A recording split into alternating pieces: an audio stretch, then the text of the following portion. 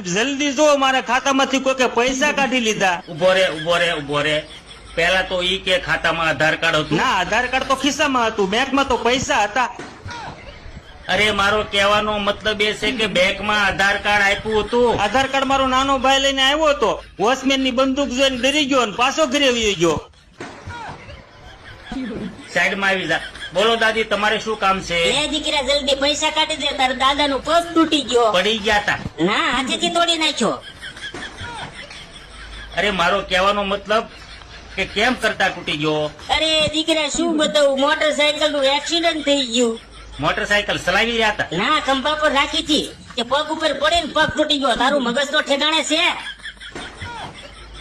અરે રે, બિચારાથી હવે તો હલાતું નહીં હોય કા? તો તું આય, એને દોડાવી દો, એને ઘોડો રમી દો.